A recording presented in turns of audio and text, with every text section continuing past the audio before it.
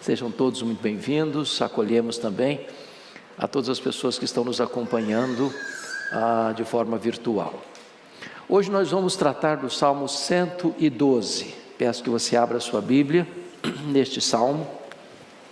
Salmo 112. Este é um salmo anônimo. Nós não temos definição de quem o escreveu. Este é um salmo acróstico e ele trata das bênçãos prometidas àqueles que temem ao Senhor, àqueles que obedecem os mandamentos de Deus. Então, abra sua Bíblia aí e vamos ler este belíssimo poema que contém 10 versículos. Está escrito o seguinte, Salmo 112: Aleluia! Bem-aventurado o homem que teme ao Senhor e se compraz nos seus mandamentos. A sua descendência será poderosa na terra, será abençoada a geração dos justos. Na sua casa há prosperidade e riqueza, e a sua justiça permanece para sempre. Ao justo nasce luz nas trevas, ele é benigno, misericordioso e justo. Ditoso o homem que se compadece e empresta, ele defenderá a sua causa em juízo. Não será jamais abalado, será tido em memória eterna. Não se atemoriza de más notícias, o seu coração é firme, confiante no Senhor. O seu coração, bem firmado, não teme, até ver cumprido nos seus adversários o seu desejo. Distribui, dá aos pobres, a sua justiça permanece para sempre, e o seu poder se exaltará em glória. O perverso vê isso e se enraivece, range os dentes e se consome. O desejo dos perversos perecerá. Bom, vocês bem sabem que o maior livro da Bíblia é o livro de Salmos. Alguém disse com muita razão que Salmos fala a nós, e Salmos fala por nós. É o livro dos cânticos, das orações, dos desejos, dos lamentos, das dores, das consolações do povo de Deus. Certamente, Salmos é o livro mais lido da Bíblia. O livro mais utilizado nas liturgias dos cultos. O livro que recorremos nas horas de celebração, o livro que recorremos nas horas das lágrimas. Este livro, vocês bem sabem, foi composto em cerca de 1000 anos. Temos salmos de Moisés, que viveu 1500 anos antes de Cristo, como o Salmo 90.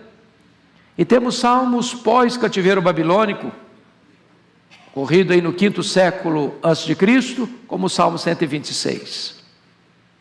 Este livro foi dividido, como vocês também sabem, em 5 livros. O primeiro, 1 ao 41, o segundo, do 42 ao 72, o terceiro, do 73 ao 89, o quarto, do 90 ao 106, e o quinto, do 107 ao 150. Portanto, este Salmo 112 está no 5º livro do Saltério, e ele vai tratar acerca da vida do justo, e de certa forma um pouco parecido com o Salmo 1, ele vai fazer um contraste entre a vida do justo e a vida do ímpio. É bem verdade que o contraste não chega a ser tão eloquente quanto o Salmo 1, porque neste Salmo, apenas o último verso, o verso 10, é que fala da vida do ímpio. E todo o restante, do verso 1 ao verso 9, ele está tratando da vida do justo.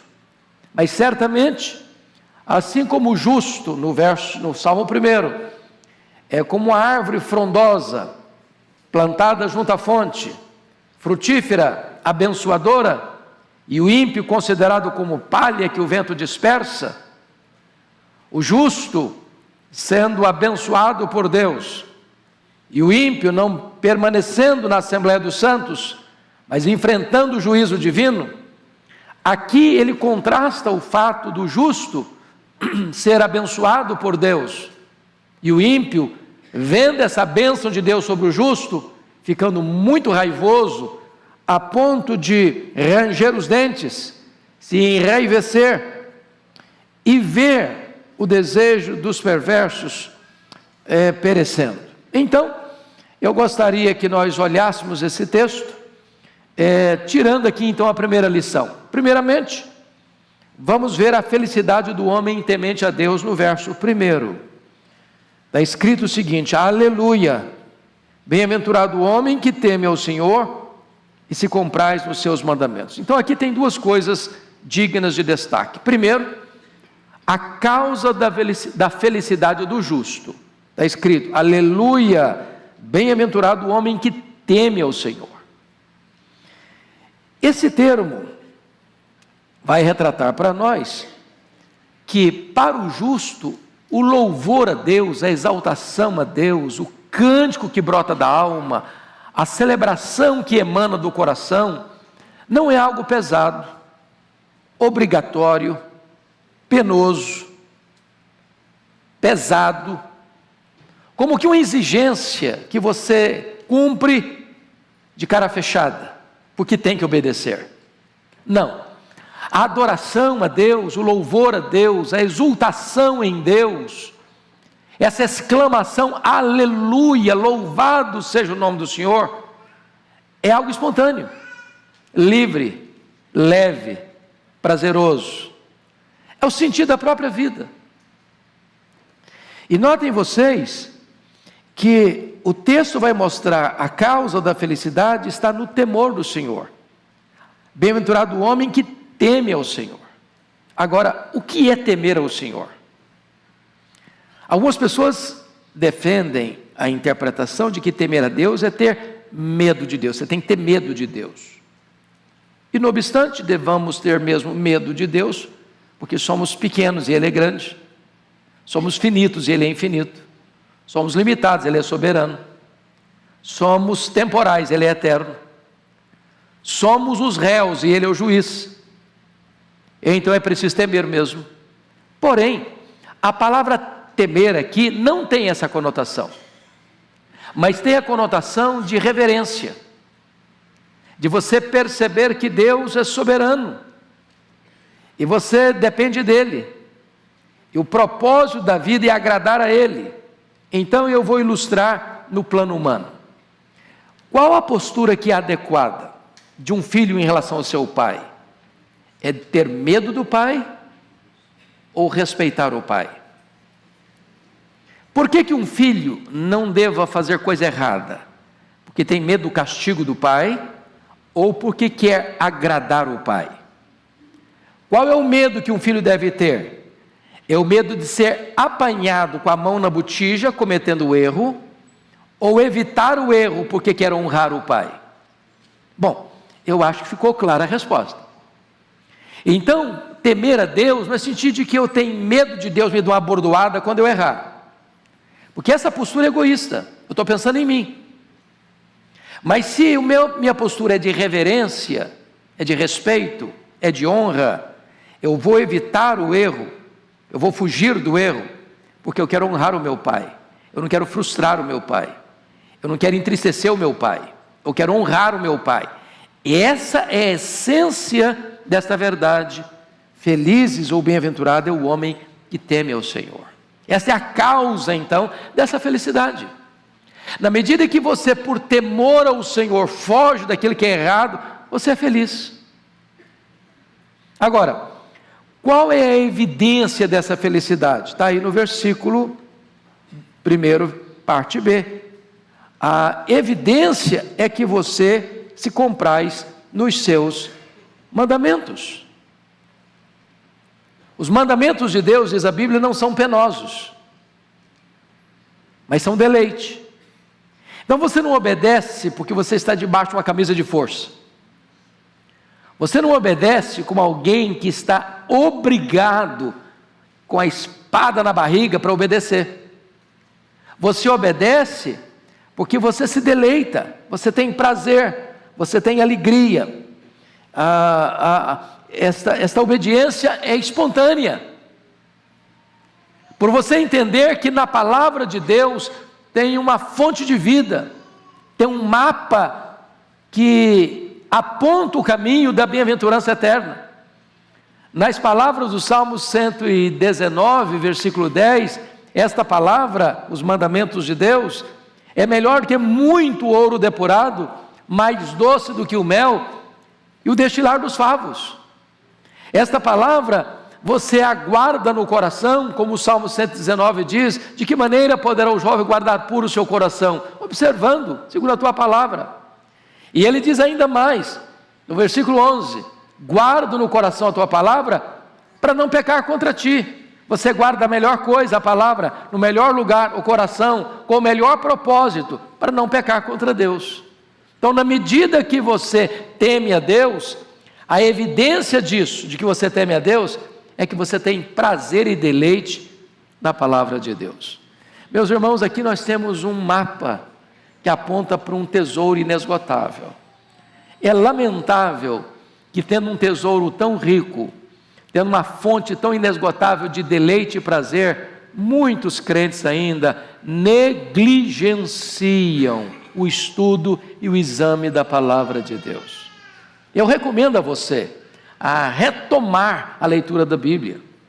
Nós estamos no final de um ano, às portas de um novo ano. Quem sabe você renova o seu compromisso. Deus, eu quero, no mínimo, ler a minha Bíblia no ano próximo, toda a Bíblia, no ano, no mínimo. E eu posso lhe garantir uma coisa: na medida que você for estudando a Bíblia e examinando a Bíblia, estudando a Bíblia, uma fonte de alegria vai surgindo na sua vida, horizontes novos vão se abrindo diante dos seus pés, porque é um deleite, é um prazer estudar a palavra de Deus. Bom, segundo ponto que esse texto vai mostrar para nós, são as bênçãos especiais do homem que teme a Deus, do homem bem-aventurado. E aqui o salmista, nós não sabemos que salmista, que compositor compôs esse poema, ele vai elencar 7 bênçãos especiais daquele que teme a Deus. Então vamos ver. Primeira bênção, olha aí o versículo 2: a sua descendência será poderosa na terra, será abençoada a geração dos justos. Olha que coisa fantástica, é você, por temer a Deus e guardar os seus mandamentos, obedecer os seus mandamentos. A primeira promessa tem a ver com seus filhos, com a sua geração, com a sua descendência. Todos vocês que são pais e mães aqui, avós e avós, sabem disso. Nós temos mais prazer em ver os nossos filhos avançando do que nós avançando. Se tem uma dor, nós queremos que a dor lateje em nós, em vez de latejar nos filhos. Então não tem nada que você anseie e aspire mais na vida que ver seus filhos avançando, progredindo, crescendo, sendo abençoados, sendo bem-sucedidos. E esse texto está mostrando que quando você ama Deus, em resposta à bênção do Eterno, Deus vai abençoar a sua geração, Deus vai abençoar seus filhos. Ou seja, quando você semeia na relação com Deus, Deus permite a você colher uma safra bendita no futuro de seus filhos.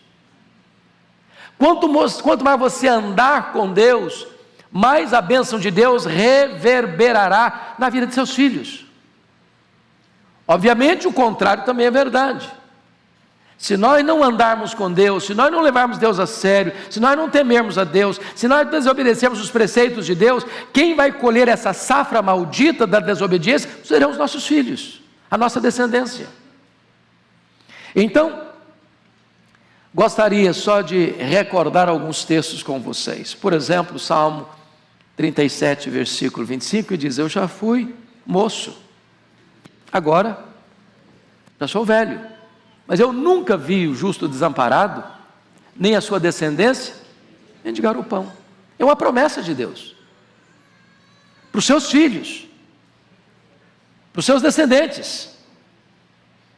Por exemplo, Salmo 127, a partir do verso 3, diz que herança do Senhor são os filhos, o fruto do ventre, o seu galardão. E mais, os filhos são como flechas na mão do guerreiro. Bem-aventurado o homem que enche deles a sua aljava. Então pense comigo nessa figura da flecha.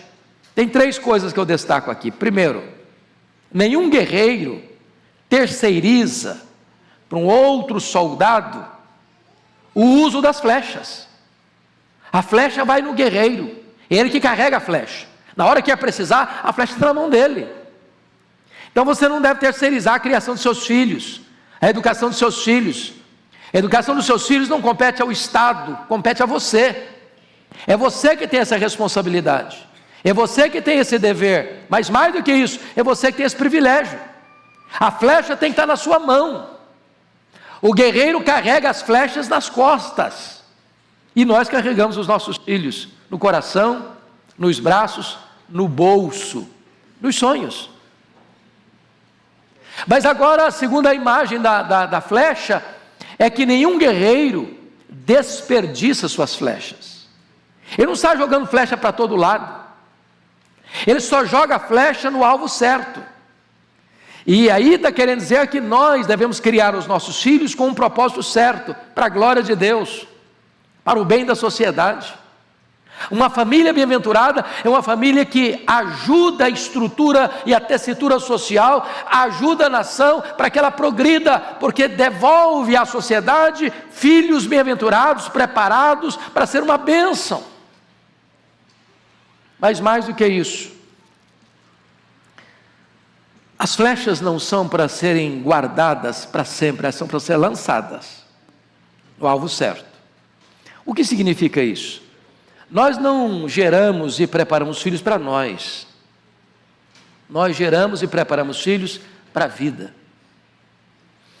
É muito comum, às vezes, dentro da cultura brasileira, a questão dos clãs. E aí, nasce um filho, a gente dá uma esticadinha na casa, dá uma puxadinha, mais um quarto. Aí o filho casa, a gente dá outra puxadinha e bota todo mundo junto. E a outro filho casa, outro puxadinho e bota todo mundo junto.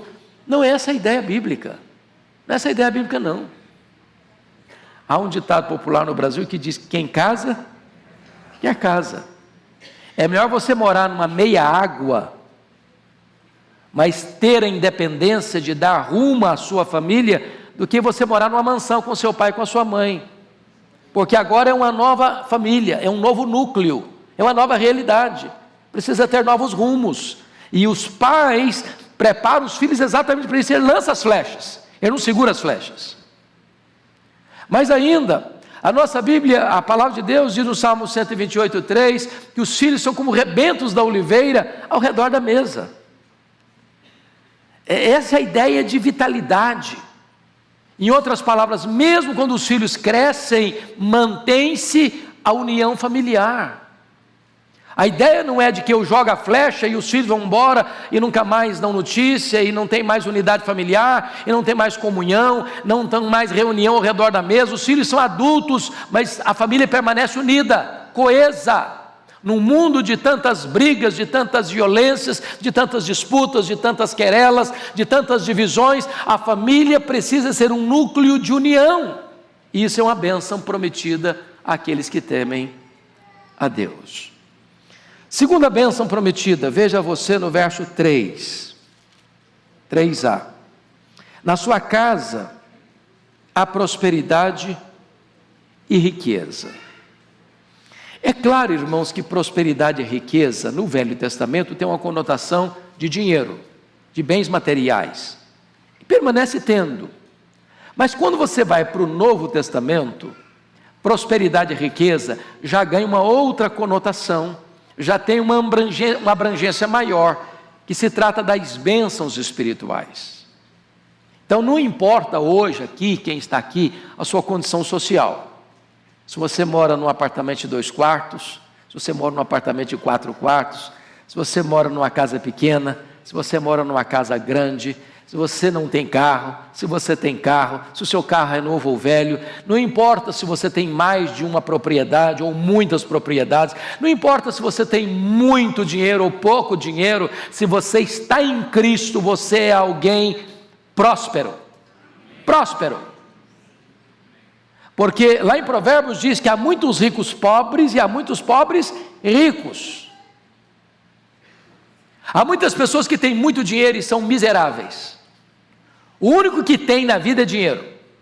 E já dizia John Rockefeller, o primeiro bilionário do mundo, o homem mais pobre que eu conheço é o homem que só tem dinheiro. Se você tem Jesus, você é muito rico. Por 3 razões. Primeiro, lá em Deuteronômio, capítulo 33, verso 29, diz: feliz és tu, ó Israel, quem é como tu? Você faz parte do povo mais feliz da terra. Você foi escolhido por Deus. Você é filho de Deus. Você é herdeiro de Deus. Você possui a herança eterna. Não tem dinheiro que pague essa riqueza. Segundo, você é o povo, faz parte do povo mais rico do mundo. Está lá em Efésios 1:3. Onde Paulo dá graças a Deus, porque você e eu somos abençoados com toda sorte de bênção celestial em Cristo Jesus. Então você não vai ser abençoado não, você já é abençoado com toda sorte de bênção espiritual em Cristo Jesus, nas regiões celestes. Mas em terceiro lugar, você é muito próspero, muito rico, muito abençoado, porque você é detentor da maior esperança que tem no mundo, a viva esperança, lá em 1 de Pedro 1:3, a viva esperança mediante a ressurreição de Jesus Cristo. Tem muita gente hoje cheia de grana, sem esperança nenhuma, vivendo uma vida infeliz, miserável, só tem dinheiro, mas você tem uma viva esperança. Você não tem medo do amanhã, você não tem medo do futuro, você não tem medo da eternidade, porque você aguarda e guarda no coração esta poderosa e viva esperança, a esperança da ressurreição de um novo corpo, um corpo de glória semelhante ao corpo da glória do Senhor Jesus Cristo. Você é muito rico, você é muito abençoado, você é muito próspero. Mas, em terceiro lugar, você tem uma descendência abençoada, você tem prosperidade material, você tem prosperidade espiritual. Olha o verso 3, parte B. E a sua justiça permanece para sempre. O que significa isso?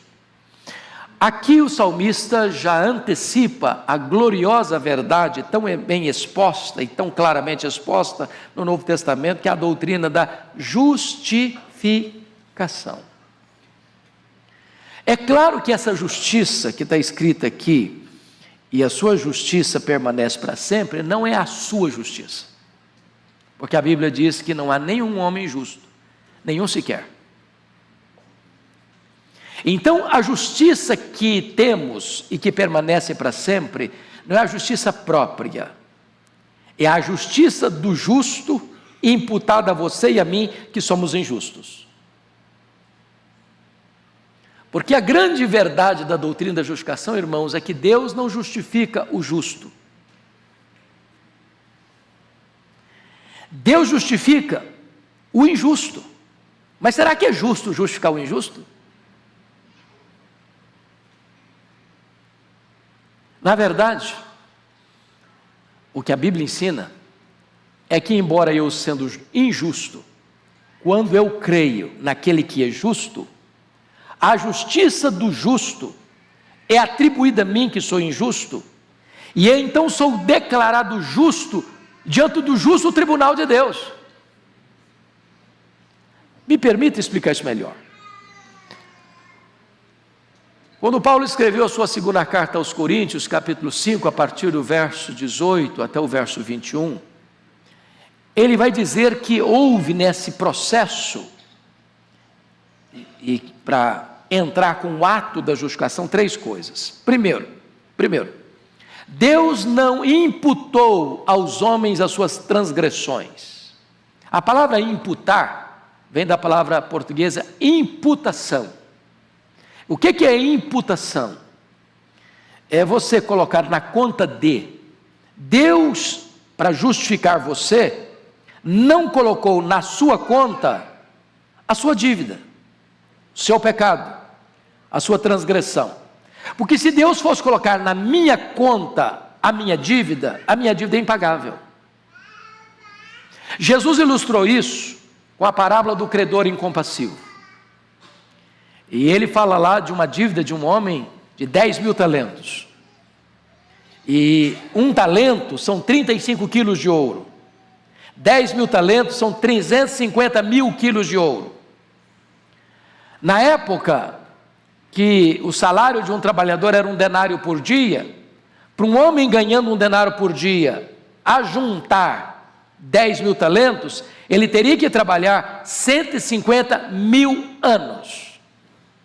Ou seja, é um valor impossível, é uma dívida impagável. Essa é a dívida que você tem com Deus, impagável. O que Deus fez para justificar você? Primeira coisa que Deus fez, Deus não colocou na sua conta a sua dívida. Mas colocou na conta de quem? A Bíblia diz que aquele que não conheceu o pecado, Deus o fez pecado por nós. E diz a Bíblia que Deus lançou sobre o seu Filho na cruz a iniquidade de todos nós. Ele foi feito pecado por nós. E o que ele fez com a minha dívida ao ser levado para a cruz? Diz Colossenses 2,14, que ele pegou esse escrito de dívida que era contra nós, o anulou, o rasgou, o encravou na cruz e deu um brado: tetelestai, está consumado, está pago. Aquele que crê em mim não deve mais nada. Jesus pagou a sua dívida não com ouro, não com prata, não com coisas corruptíveis, mas pagou a sua dívida com o seu sangue, de tal maneira que agora você não tem mais dívida. A sua dívida foi quitada, foi paga, e paga pelo Filho de Deus.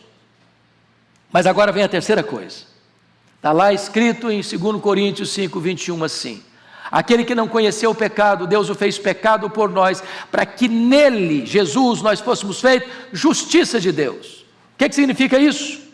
Deus agora pega toda a justiça do seu Filho, deposita na sua conta. Ele imputa a você, põe na sua conta toda a justiça do seu Filho. Isso é um ato, não é um processo.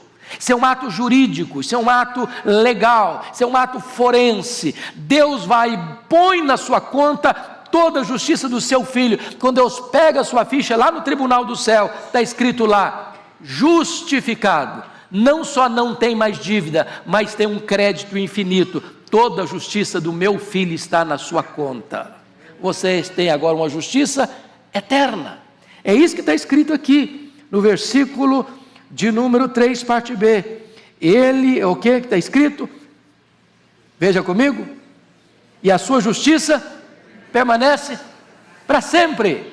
É por isso que Paulo escreve Romanos capítulo 8, verso 1 assim: já nenhuma condenação há mais para aqueles que estão em Cristo Jesus, nosso Senhor. Bendito seja Deus.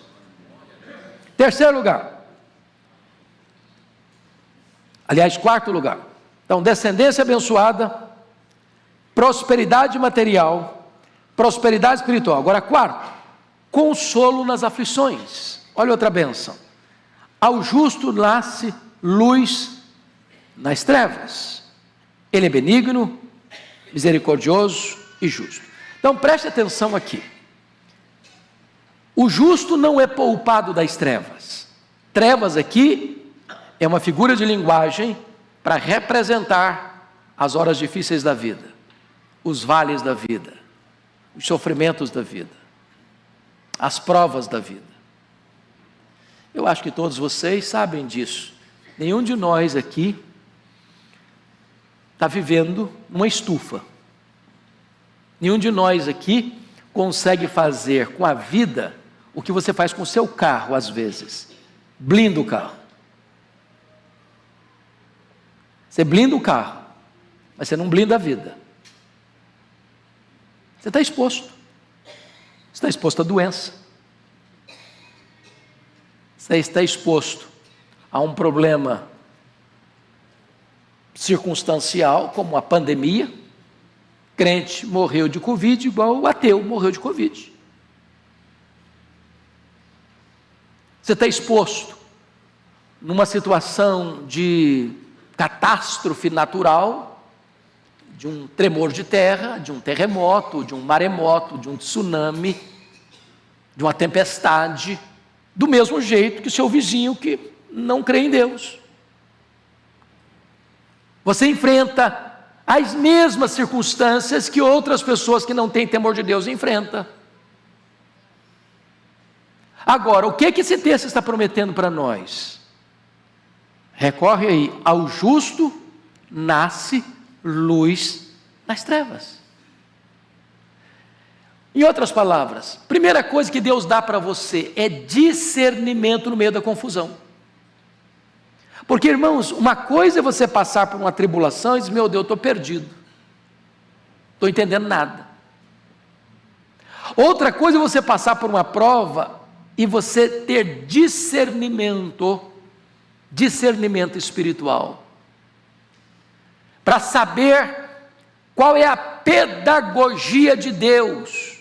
Então vamos lidar com a Bíblia. Lá em Tiago 1,2 diz, meus irmãos, tende por motivo de toda alegria o passardes por várias provações, sabendo que a provação da vossa fé, uma vez confirmado, produz perseverança. Ora, se você não tem discernimento, quando chega a prova, qual é a sua reação? Tristeza, depressão, abatimento, desespero, pânico. Mas se você tem discernimento, você diz, meu Deus, tu tens um propósito, isso tem uma finalidade, isso não é por acaso, nós não cremos em sorte, nós não cremos em azar, nós não cremos em determinismo, nós não cremos em feitiço, nós cremos que Deus, sendo soberano, Ele jamais permite que você seja atingido sem que Ele saiba, sem que Ele permita, sem que Ele tenha um propósito. Isso é o quê? Discernimento. Mas quando o texto diz para nós assim, ao justo nasce luz nas trevas, ele está dizendo uma segunda coisa, ele está dizendo que tem consolo para você, no meio da luta, no meio do vale, no meio da dor, há consolo para a sua vida. Em outras palavras, o justo não é poupado do sofrimento, mas o justo é consolado no meio do sofrimento. Nas palavras do poeta inglês William Cowper, a providência pode ser carrancuda, mas a face de Deus é sorridente. Então, Charles Haddon Spurgeon, comentando esse versículo, chegou a dizer, é tão normal que o justo seja consolado, quanto é normal que amanhã o dia vai amanhecer.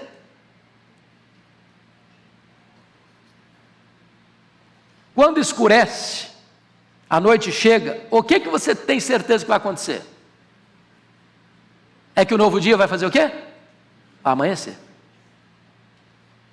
Você não acredita que a noite vai ser permanente. Você não acredita que o outro dia não vai surgir. A noite está escura, mas o sol vai voltar a nascer. A luz vai surgir no pico dos montes. Assim como você tem a convicção de que o dia vai amanhecer, que a luz vai surgir depois das trevas, assim também você crê que Deus vai trazer consolo para você no meio das lutas e das provas da vida. Louvado seja o Senhor. Mas me permita agora a quinta bênção prometida. Felicidade em socorrer os necessitados. Olha aí comigo o verso 5. Você pode ler o verso 5 comigo? Vamos juntos? Ditoso o homem que se compadece e empresta. Ele defenderá a sua causa em juízo. Vamos ao 9, que tem a mesma conotação. Vamos lá? Distribui, dá aos pobres, a sua justiça permanece para sempre, e o seu poder se exaltará em glória. Meus irmãos, olha que coisa preciosa. Essa é uma bem-aventurança do justo. Ele tem prazer em ajudar.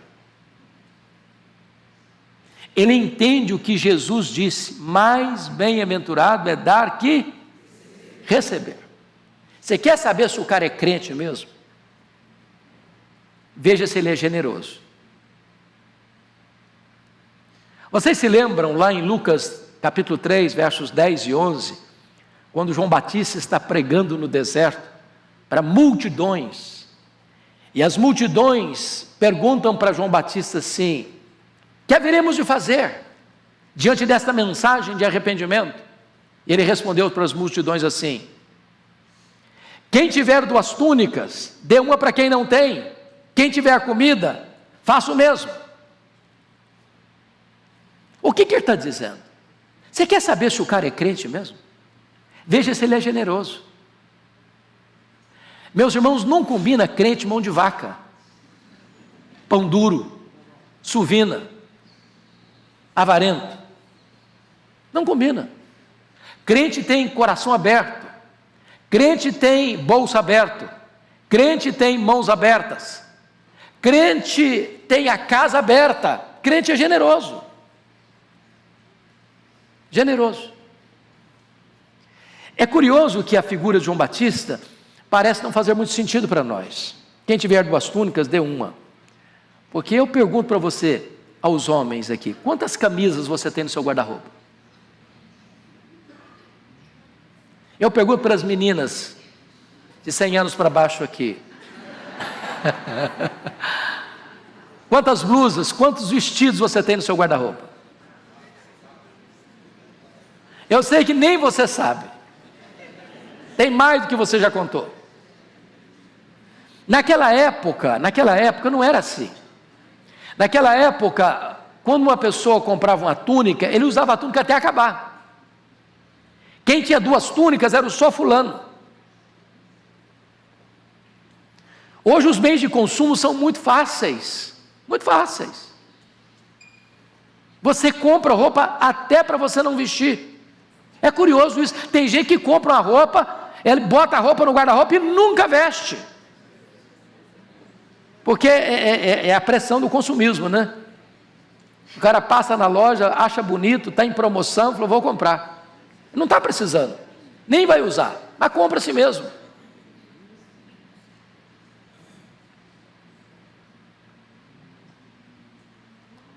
Talvez você tenha coisas na sua casa que está sobrando e o outro está precisando. Talvez a sua despensa está abarrotada e na sua conta bancária está sobrando dinheiro. Aliás, dinheiro não sobra, né? Mas você podia usar para abençoar uma pessoa. Então esse texto está nos mostrando que feliz não é o homem que toma emprestado, feliz é o homem que empresta. Mas mais do que isso, feliz é o homem que se compadece, porque você só empresta quando você se compadece. Primeiro você se compadece, depois você socorre, depois você ajuda. E ele diz mais no verso 9: distribui. Em outras palavras, ele não retém com usura, ele distribui com generosidade. Mas notem vocês, ele não só empresta, ele dá. Porque tem hora de emprestar e tem hora de dar. Alguém já disse que se você empresta dinheiro, você cria um inimigo. Então tem hora que você sabe a hora de emprestar, porque emprestar implica em você ter confiança que o outro vai pagar. É por isso que a Bíblia exorta você nunca ser avalista. O que é ser um avalista? É você garantir que quem contraiu a dívida vai pagar a dívida. E se ele não pagar, você paga. Neste mundo hoje, tanta gente desonesta, aproveitadora, gente que vive de dar golpe nos outros, você tem que ter cautela. Já naquela época tinha que ter cautela. Então, deixa de lado essa lição aí da prudência. Você vai saber a hora que você precisa emprestar. Porque tem hora que você precisa de socorro e alguém socorre você, porque confia em você, sabe quem é você, sabe o seu caráter. E você não vai assumir dívidas que você não tem condições de cumprir. E você sabe a hora de fazer o quê? De dar. Não estou emprestando, eu estou dando. Estou dando. O pobre você dá. Você tira do seu e diz, toma, é seu. E aqui, meus irmãos, me permita uma colocação da mais alta importância. Porque às vezes essa cultura do dar, a gente precisa aprender. E aprender em casa. Aprender em casa. Eu aprendi isso com a minha mãe. Minha mãe é uma mulher criada na roça. O Senhor já a chamou para a glória. E sempre me impressionou isso. Ela ia fazer as compras da casa, se fazia a compra do ano, ela comprava 5, 6, até 10 vezes mais do que ela precisava. Eu falei, mãe, para que isso? Não, porque eu tenho um compromisso de abençoar outras pessoas. Então, quando você tem o hábito e a cultura e o entendimento bíblico de que você é feliz quando você dá, distribui, aquilo abençoa a sua vida mais do que abençoa a pessoa que recebe, Deus vai abençoando a sua vida. Então, eu quero fazer um desafio a você, porque a Bíblia, ela é um livro não só para você guardar na sua cabeça, para você praticar. Se você só guarda conceitos na sua cabeça e nunca pratica, você não é abençoado não. Aliás, você aumenta a sua responsabilidade e aumenta o juízo também, que Deus vai cobrar mais de você. Então nós estamos chegando ao final do ano, Natal está chegando aí, eu queria fazer um desafio para você hoje, para todos nós aqui, de você pensar em alguém que você conhece, talvez a pessoa que trabalha na sua casa, talvez um parente seu, talvez um vizinho seu, para neste final de ano, você dar uma oferta especial. Mas não é dar oferta especial no sentido de dar uma barganha, fazer uma barganha não. Falou, Deus, eu vou dar 10, porque eu quero receber 100. Aí você está sendo um financista. Você está fazendo um jogo econômico. Mas faça esse propósito. E não é só porque está chegando no final do ano, não. Faça um compromisso de ser um abençoador.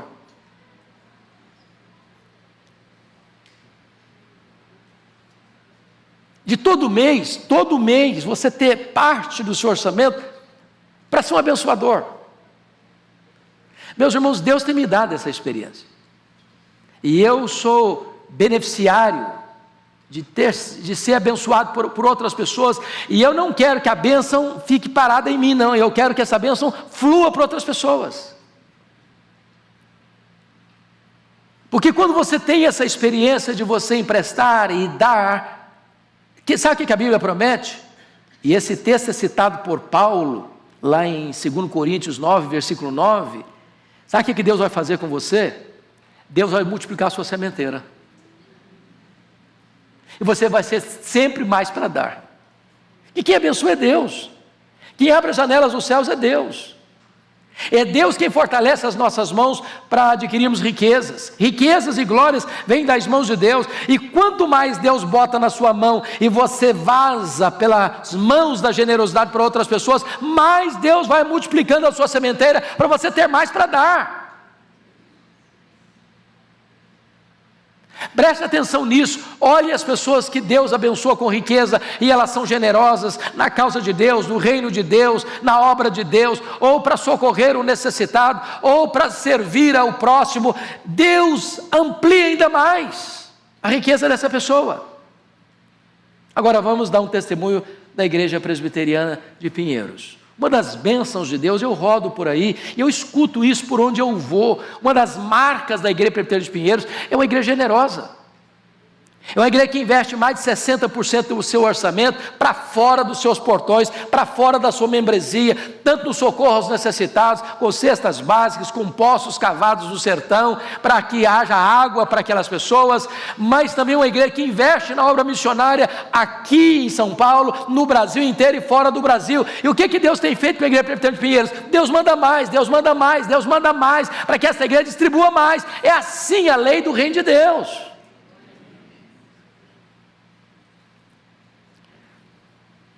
A Bíblia diz assim: aquele que retém mais do que é justo, isto é pura perda, mas a alma generosa prosperará.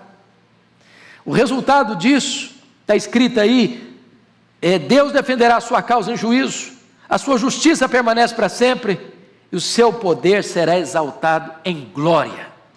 A promessa de Deus para o generoso. Sexta bênção prometida. Veja você aí, versículo 6. Não será jamais abalado, será tido em memória eterna. Duas coisas aqui que eu chamo a atenção. Primeiro, o justo tem estabilidade na adversidade. Não será jamais abalado. Isso não significa que ele nunca vai ter prova. Já olhamos isso. Mas a prova chega e ele vai ser o quê? Fortalecido. Para mim, o exemplo clássico disso aqui é Jó. Sabe o que a Bíblia fala de Jó? Que ele era os olhos do cego, as pernas do aleijado e o auxílio das viúvas, carentes, necessitadas. Em outras palavras, Jó era o quê? Um homem generoso. Ele foi poupado de provas? Não. Ele foi provado e provado duramente. Todas as pessoas ao redor dele se desestabilizaram. Ele manteve-se firme. É promessa de Deus. Deus vai segurar você. Deus vai fortalecer você. A tempestade chega, a crise chega, a dor chega, a enfermidade chega, o problema da família chega e você vai permanecer firme, inabalável. Louvado seja o Senhor. Não é porque você é forte não, é Deus quem fortalece você. E aí, o versículo prossegue, no verso 6, na parte B, diz: será tido em memória eterna, mesmo depois que você partir. A sua memória, a sua história, o seu legado, o seu exemplo, vai continuar inspirando e motivando outras pessoas. Me permita um exemplo contrastante. Pensa comigo em Barnabé, pense comigo em Ananias e Safira. Ambos são lembrados hoje. De que maneira que Barnabé é lembrado? Como um homem generoso, um que pega uma propriedade, vende a propriedade, entrega o valor aos pés dos apóstolos. Olha, tem muita gente necessitada, a fome mundial estava lá, profetizada no período do imperador Cláudio, 31 a 54, depois de Cristo, e ele diz: eu quero que parte dos bens que Deus me deu seja usado para ajudar as pessoas necessitadas nesse tempo de fome mundial. Então, até hoje, quando você fala de Barnabé, você tem a memória dele como um homem que foi generoso. Aí você tem um outro exemplo, Ananias e Safira, diz: vamos fazer também. Eu vou vender também uma propriedade e vou ajudar os pobres. Qual era a intenção dele? Se autopromover. Qual a atitude dele? Esconder parte do valor. Ele não queria a glória de Deus, ele não buscava atender a necessidade das pessoas, ele queria usar a mesma forma, de forma hipócrita, mentirosa, traiçoeira, para se autopromover. Até hoje, quando você fala de Ananias e Safira, você lembra de quê? De gente hipócrita, de gente mentirosa, de gente que se quis promover, gente que usou os recursos não para abençoar prioritariamente, mas para se autoelevar. E aí, a história dele é maculada por essa postura. Mas, Vamos agora à última lição do texto. A última lição do texto. Confiança inabalável. Olha os versos 7 e 8. Você pode ler comigo? Vamos lá? Vamos juntos? Não se atemorizará de más notícias. O seu coração é firme, confiante no Senhor. O seu coração, bem firmado, não teme, até ver cumprido nos seus adversários o seu desejo. O que esse texto quer dizer para nós, irmãos? O seu coração, não, versículo 7, não se atemorizará de más notícias. O seu coração é firme, confiante no Senhor. Tem hora que o nosso coração fica apreensivo, não fica? Esta semana, quinta-feira, a nossa netinha que nasceu dia 2, a Chloe, foi internada. Na quinta-feira, 6 dias depois que nasceu. Uma febre alta, não é comum, não é normal, uma criança com 6 dias de vida ter febre. E eu não estava viajando, o Tiago me ligou, apreensivo, internando a filhinha de 6 dias de idade, e não é simples, não é fácil, você fica com o coração apreensivo. Toda vez que você tem uma situação que você não está no controle, que você depende de uma intervenção sobrenatural de Deus, seu coração fica apreensivo. A promessa do texto, quando diz não se atemorizará de mais notícias, é que você, como uma pessoa crente, bem-aventurada, que teme ao Senhor, é saber de uma coisa. Como Paulo diz em 2 Timóteo 1,12, eu sei em quem eu tenho crido. E eu estou bem certo de que Ele é poderoso para guardar o meu tesouro até o dia final. O que você tem plena consciência é de que todas as coisas cooperam para o bem daqueles que amam a Deus. E louvado seja o Senhor, a febre alta, os exames os mais diversos feitos, tirando o líquido da coluna, com medo de uma suspeita de meningite, louvado seja Deus, de ontem para cá, a febre abaixou, já saiu do CTI para um quarto, e nós estamos na expectativa de alta e louvado seja Deus. Amém. Mas o Senhor está no controle. O que você entende é o seguinte, que Deus está trabalhando por você e não contra você. De que embora você possa ter perdido o controle, Deus está no controle. E a sua vida não está solta ao léu, jogada de um lado para o outro, ao sabor das circunstâncias. A sua vida está nas mãos daquele que tem as rédeas da história nas mãos e tem todo o poder nos céus e na terra. Meus amados irmãos, e eu quero concluir essa exposição dizendo para você o fato de estar escrito aqui, você não se atemoriza de mais notícias, é a convicção de que agora a situação pode estar desesperadora, e você não está entendendo, mas você sabe de uma coisa, Deus é poderoso para num momento, virar o placar do jogo, alterar a circunstância. Conforme está escrito no Salmo 84, Deus, Ele transforma o deserto árido num manancial. Deus não só muda o sentimento do seu coração, de paz no vale, mas Ele muda o vale num manancial. Ele muda a circunstância. Então, você pode ter segurança de 3 coisas. Primeiro, o seu passado está debaixo do sangue, o sangue do Cordeiro. O seu presente está debaixo da generosa providência de Deus. E o seu futuro está debaixo das promessas gloriosas de Deus. Então você não precisa ter medo. Seu coração não precisa atemorizar. Fechando a exposição, vamos para o último verso, que ele contrasta a vida do justo, do homem que teme a Deus, com o perverso. Leia comigo em voz alta o verso 10. O perverso vê isso e se enraivece, range os dentes e se consome. O desejo dos perversos perecerá. Então aqui tem um contraste entre o justo e o perverso. O perverso, ele não tem prazer em ver você bem-sucedido na vida. Ele olha para você e não agradece a Deus porque você é abençoado. Ao contrário, ele olha para você, ele vê isso o quê? Vê isso o quê?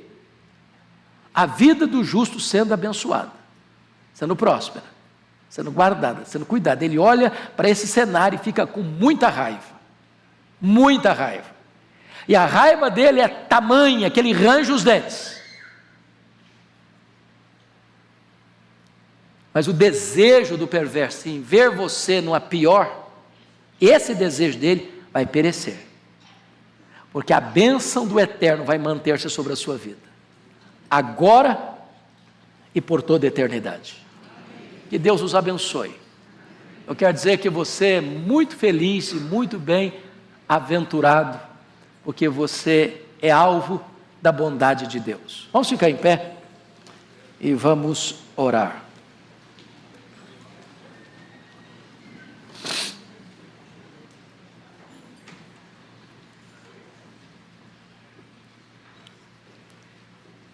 E aí, você se sente bem-aventurado? Você é um abençoado, você é uma abençoada de Deus. Você faz parte do povo mais feliz do mundo, mais rico do mundo e mais cheio de esperança do mundo. Então, levanta a sua cabeça. Pare de murmurar, pare de reclamar. E vivam a vida plena, maiúscula, superlativa. Você é muito feliz e muito abençoado. Deus, louvado seja o teu nome pela tua palavra. Que preciosa ela é, que riqueza ela contém. E eu te peço que tu abençoes o teu povo nesta manhã, trazendo-nos à memória, ao coração, essas verdades preciosas, para que elas nos governem, nos conduzam em segurança, diante das lutas da vida, dos vales escuros, das noites mais tenebrosas, sabendo que se a noite é tenebrosa, a garantia que temos é que o sol vai nascer amanhã, e uma luz vai brilhar no nosso caminho. Bendito é o teu nome, Senhor. Nós oramos com ações de graças, em nome de Jesus. Amém.